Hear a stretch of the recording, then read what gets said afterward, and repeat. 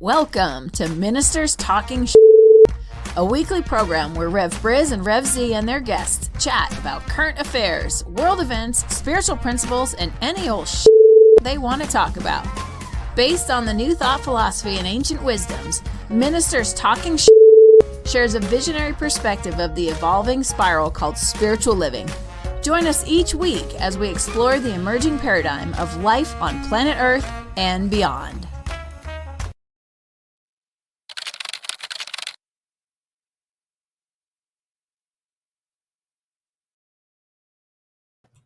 And hello again, dear ones. Rev Briz over here. Rev Z trying to sneak in over here. And we're a couple of ministers talking shit. And this happens every Friday morning, 7 a.m. here on the Mountain Time Zone, part of the New Thought Media Network. And a big shout out to our friends over on the Humanities Team website and their social media network over there on Humanities Team. Check that out, folks. Humanities.team. It's a great little social network. We broadcast this program there live on Friday mornings as well. So welcome to that audience.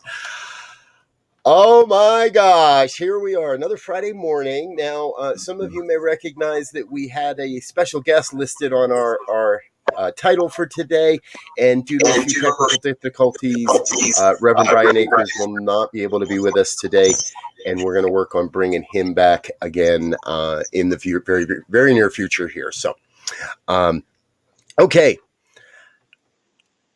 Z and I have been sitting here chatting, and there's a couple things we'd like to do. First thing we want to do is we'd like to raise up a prayer of peace and love and compassion for Israel and Palestine.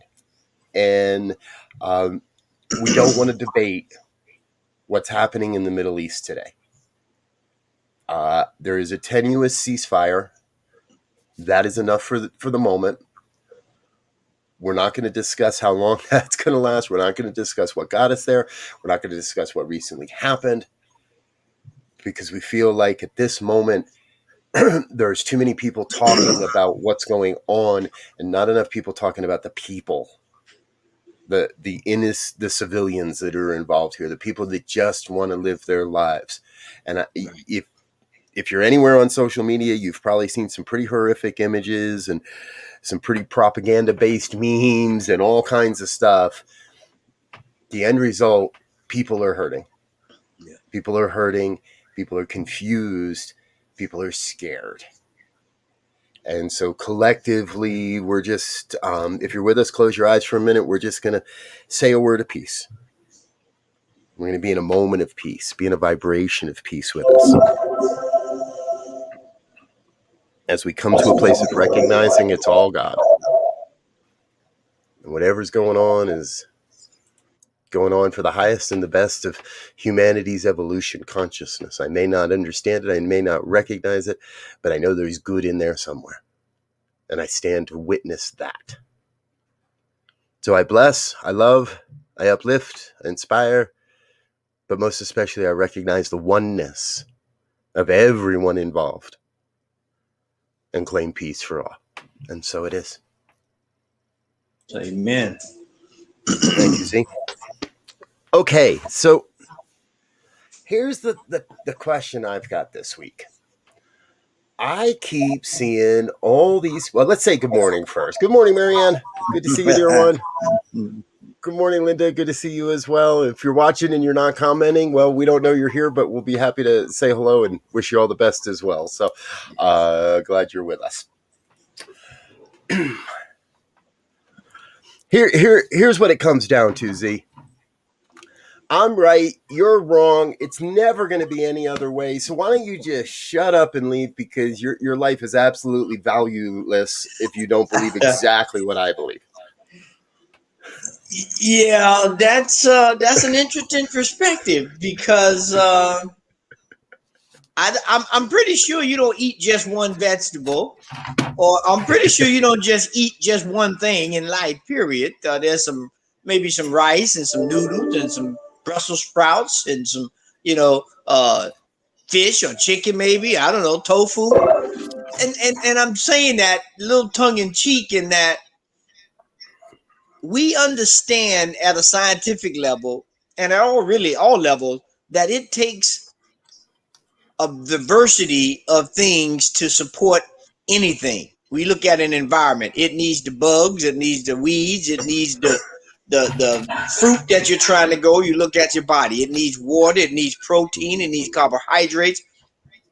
All things that are functioning in this realm requires a diversity and an infusion and an inclusion of all things. Now, some things are needed more than others, right?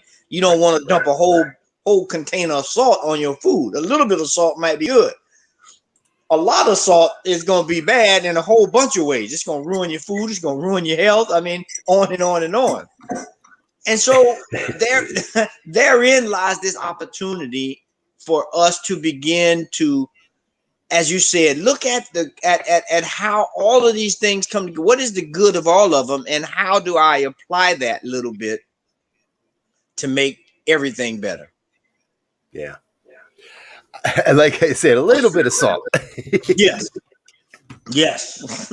Because it does it, from my perspective, what I see in social media. And folks, if you don't know, I happen to moderate a couple of pretty large groups on Facebook, and one of them is an open group, and it's a very vocal group. And in many ways, it's been suggested to me that over the past several months, we've been infiltrated by a lot of white supremacists and QAnon followers.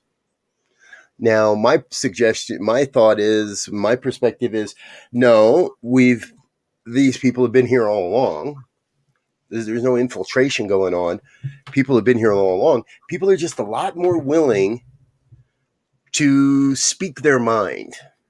Mm-hmm. I'm going to use that term very, very seriously, very specifically. People are willing to speak their mind, but I don't believe most of people have an understanding of how to speak their heart. Mm. We speak our mind.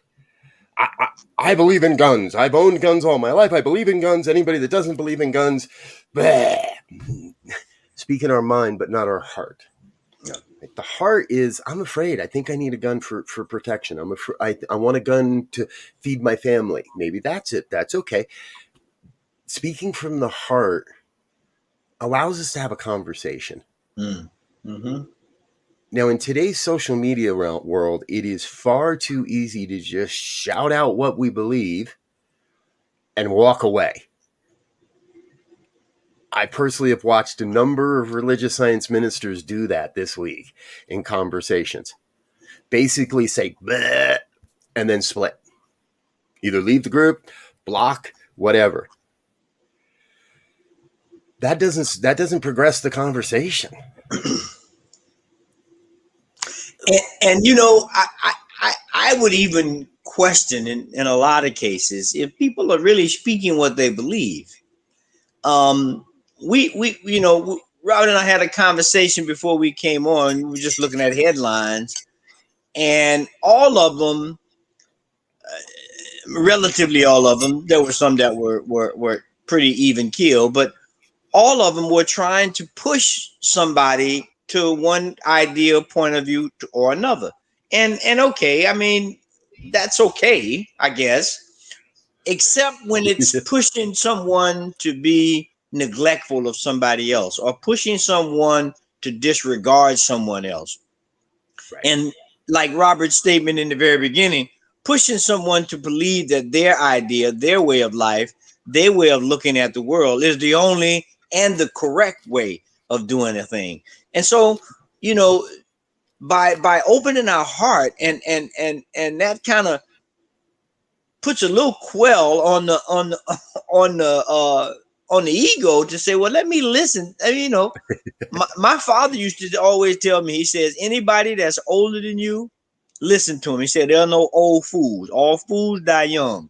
So if they've been on the planet for a little while, there's some wisdom, there's some understanding, there's some know-how that they, even if you don't like it, they have it. And it's worthy of a conversation to see if it's something that you can put in your toolkit. Yep. I just heard Billy Joel singing Only the Good Die Young. I just thought to myself, don't worry, only the fools die young.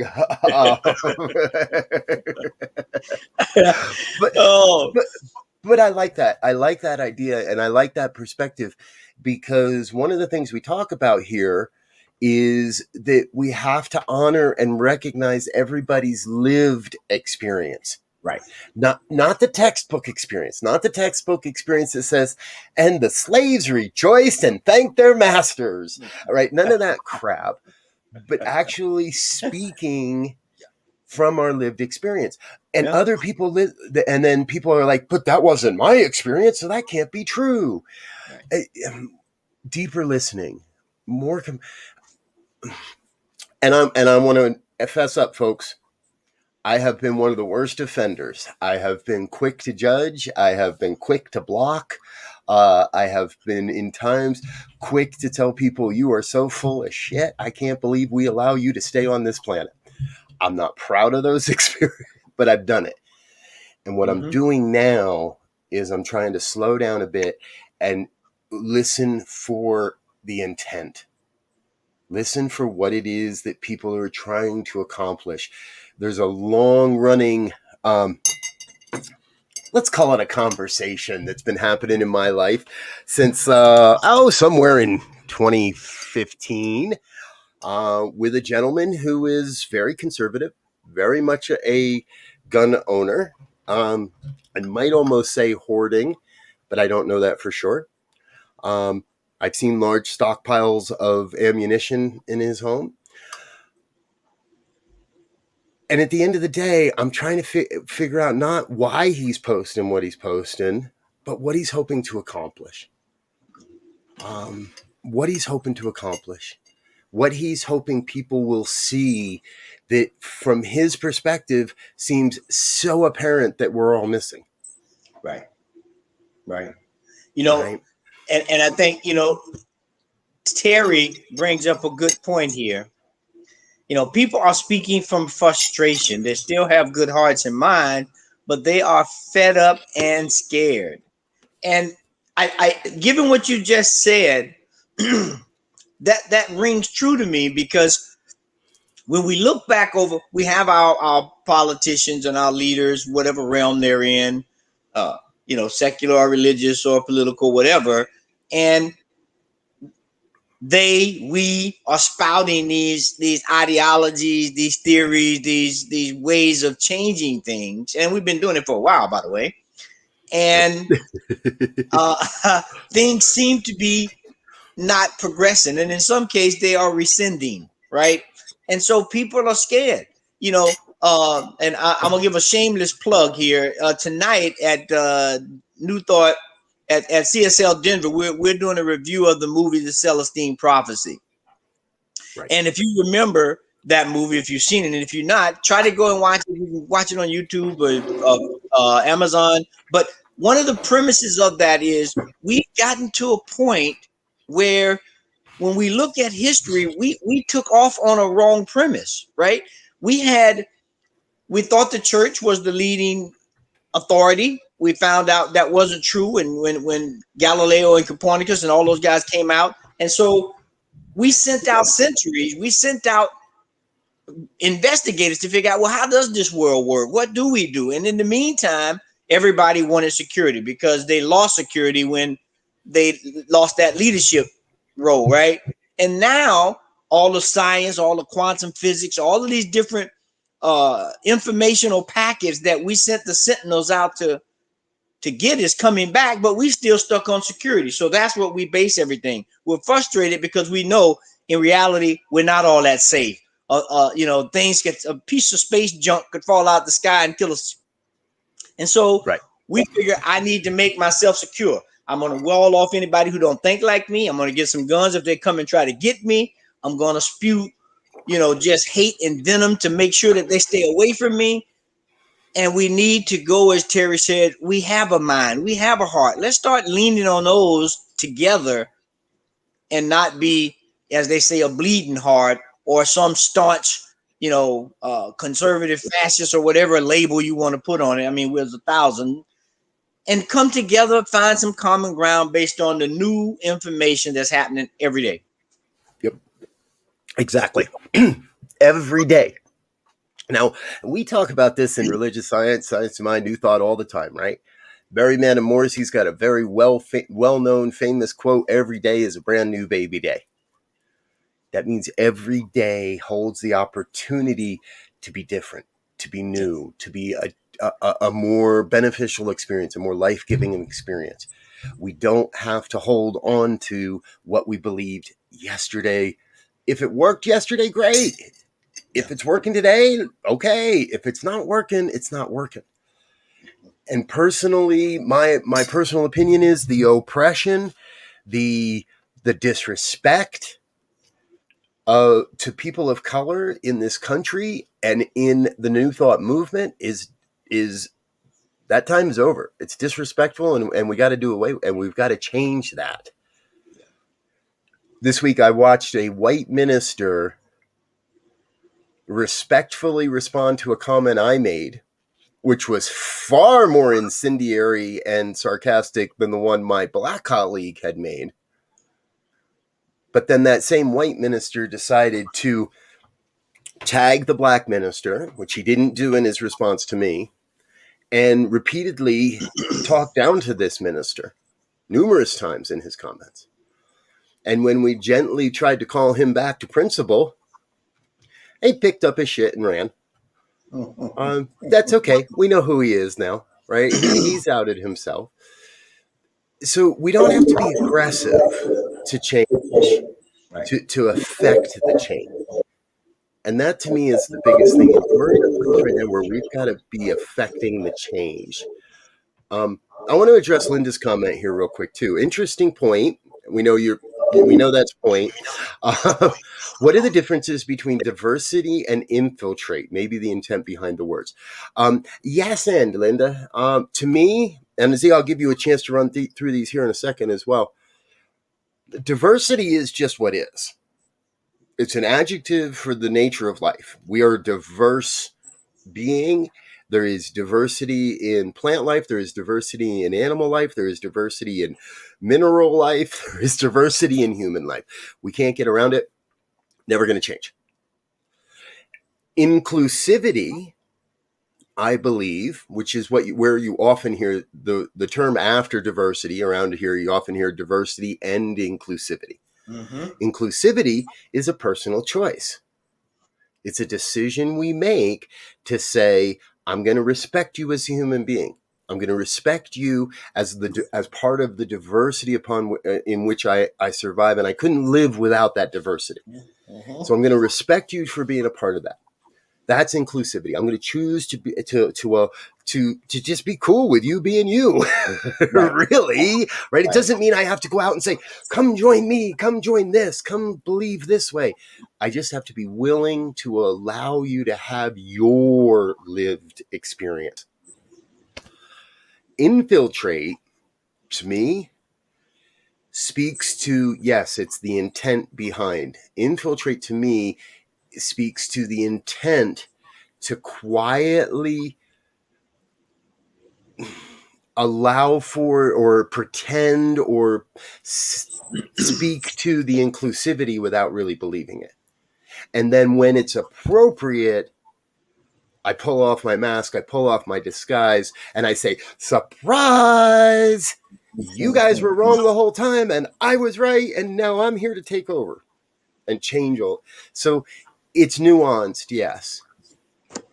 Z, how about you? How's that?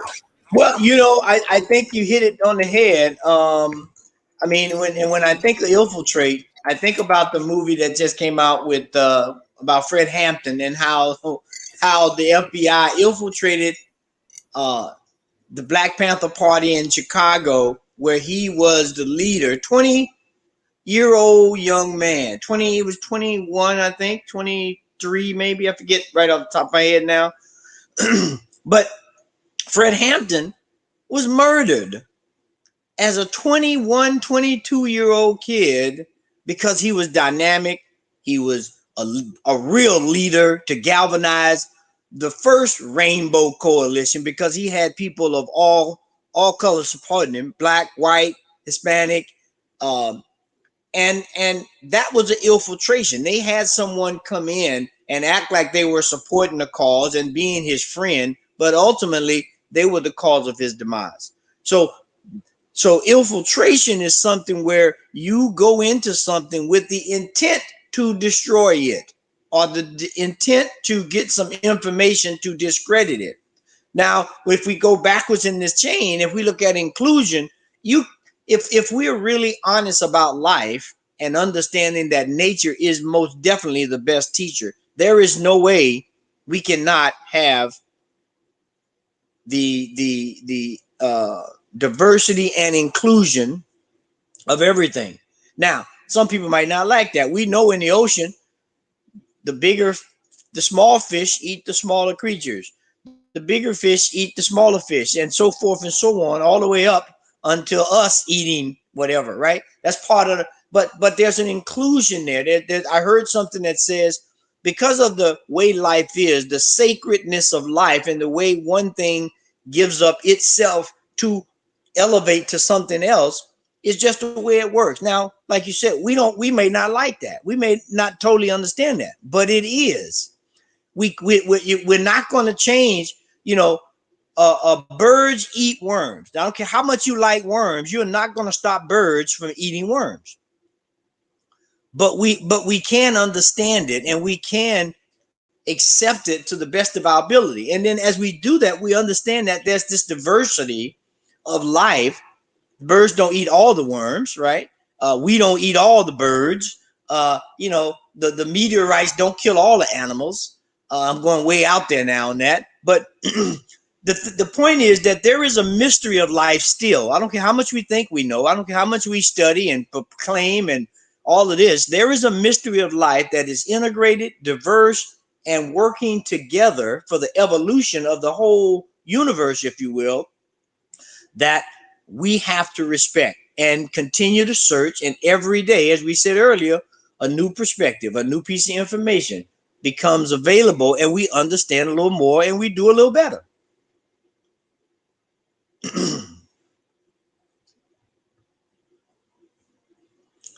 You're muted. Thank you. As we're sharing this, I'm reminded, and what's coming forward is the story, and I forget his name, black man, police officer, Colorado Springs, and unintentionally, let's say, at first, infiltrated the Ku Klux Klan. Yes. Now, here's the difference. At first, it was unintentional, but then it became intentional. And exactly like Z said, he set about a course of action to deceive a group of people into accepting him for the sole purpose of dismantling that organization. Of it, okay, maybe not dismantling it, at least investigating, right? And calling out is nothing else. He was going in there to try to figure out, are they breaking the law? Are they not breaking the law? If so, can I make an arrest?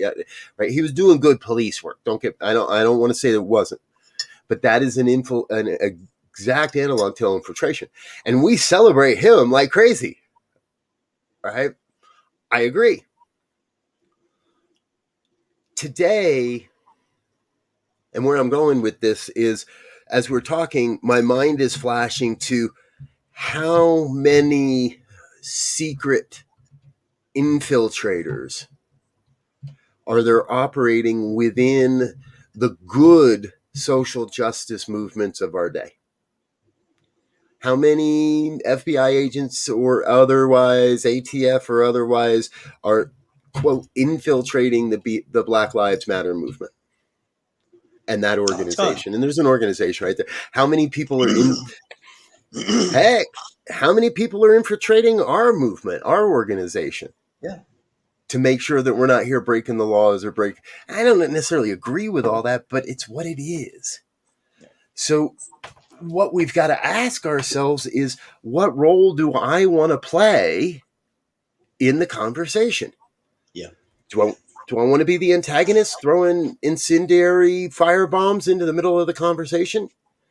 Or do we want to Listen for intent, listen for content, listen for meaning, listen for misunderstandings, and have true dialogue again. Because you bring to mind, and some of you may or may not have heard of the Cohen Protel movement. If you haven't, go Google Cohen Protel, which was a program they talk about in the movie on Fred Hampton, where J. Edgar Hoover set up a commission or set up a task force or whatever he called it to specifically infiltrate all of the black movements and any left movement, Marxist or socialist or any movement like that, to specifically get information on them. I mean, he did it to organizations and individuals. They did it to Dr. King, Malcolm X, Black Panthers. They did it to SNCC. They did it to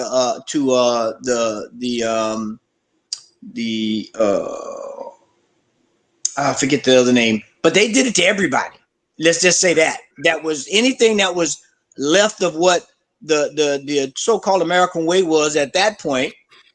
And the purpose was to get information to either destroy or discredit the leaders so that they would not challenge legitimately, right? Because these people were bringing up issues that were real, but they wanted to have some evidence on to discredit the idea, to downplay the idea, no matter how right or how needed the point of view was. And so I mean, it's going on now. You look at Tuskegee experiment. They were giving people non-cures, telling they were curing them just to see what syphilis would do to a bunch of black people.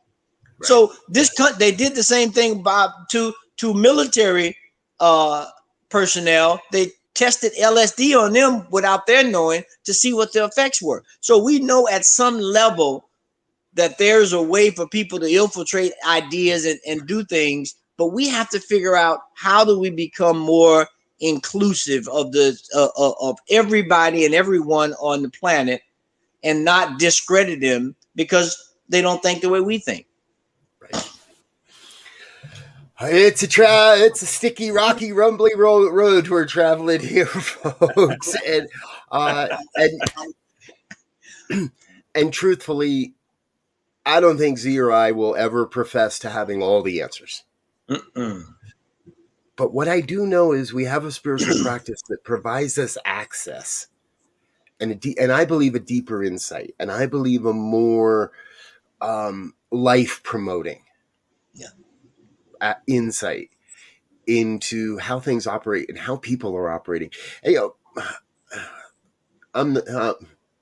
we both have like way too much education when it comes to human consciousness. Between the two of us, we've got more education than anybody really needs in how to understand how people think and how they respond and how they act, but more importantly, what we can do to support people in changing the way they think, in being open to say, hey, maybe that isn't so good for me. Maybe that isn't so beneficial for me.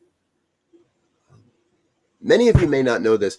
I smoked cigarettes for a long, long time. When we first met, Z, you know this. Mm-hmm. And I went through my own struggles of quitting and getting off of the nicotine and all the things, any way you want to say it. But there came a point where I looked and this isn't working for me anymore. Yeah. I believe we're seeing a shift where the self-serving greed isn't going to work anymore. Where my business is the most important thing in the world, and I'm going to do everything I can to make as much money as I can and piss on everybody else on the planet isn't going to work anymore. Taking advantage of human resources and natural resources isn't going to work anymore. Driving people to homelessness isn't going to work anymore. Charging hundreds and hundreds of dollars for simple procedures at a doctor's office or an outpatient clinic, or God, don't ever go to an instant care or urgent care. Those things will rape you. Those things aren't going to work anymore. We have been through one of the, I believe, toughest, and I trust this was the toughest thing I'm going to ever have to live on a global scale, this past pandemic. I trust we don't have to go through that again in another 4 years or whatever. And in that, I think that's the clarion call that says, folks, it's time to get together again as one human family.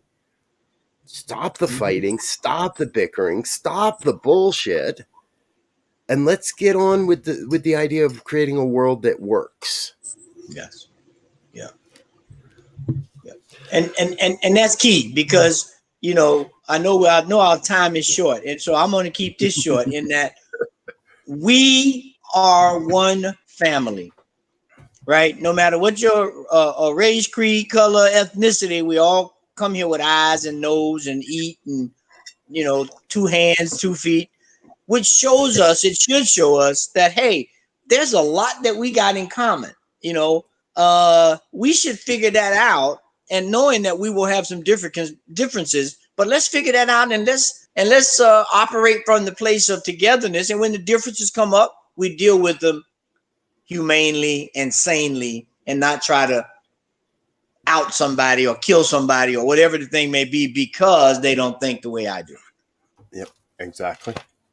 Okay, folks. Well, it's interesting. When I talk to new hosts about coming on the network and bringing on a show, I tell people all the time, well, a lot of programs we start at a half an hour and eventually they grow into an hour. So start there. We might be at that growing pain point, my friend. This is like 3 weeks in a row we're running over. So yes. So we're going to get out of here for today, folks. Let you get into your day. There's a ton of things going on here at the network, and as always, we would love to hear your perspectives. Thanks to those that were chiming in and chatting along with us in the comments today. We appreciate that. Please invite a friend to join us next Friday. Watch on a replay, check out the archives on YouTube or Facebook, or send us an email if you have something specific you'd like to discuss, ministertalk@ntmedia.org. We would love to hear your suggestions for guests that we have on the program. We'd love to hear your suggestions for topics that you would like to hear us talking about. And hey, let us know, should we keep it at a half an hour or do you want to see us go longer? I'll leave that for the email comments. So yes. I believe that's all we've got today, Z. What's going on? Well, let's do the quick rundown, right? 8:15 morning prayers, 8:30 morning sip, 9 o'clock, wake up, say thank you with Rev Steph, 9:30, the World Peace Meditation, 11 o'clock, Rev Skip, and In the Flow, 5 o'clock, the Pastor Michael Mangus and the Fireside Chat, back again, and I dropped a link in the chat if you want to join Center for Spiritual Living Denver tonight and chat about the Celestine Prophecy. I left a link to their website. What you do is you go watch the movie somewhere. It's free on YouTube and you can pay for it without commercials other places. So you can watch the movie and then feel free to join in the discussion. And they're going to talk and have an open discussion room, open conversation around the movie. So feel free to join them with that tonight. And then we'll be back throughout the weekend. And I'm running out of reminder space in my brain. There's anything I forgot? I got just one left. Yes. One reminder left. We are family. We are family. Folks, that's all we've got. We're going to get out of here for now. Thanks for being with us. Stick with us for just one more minute and help us say thank you to our sponsors.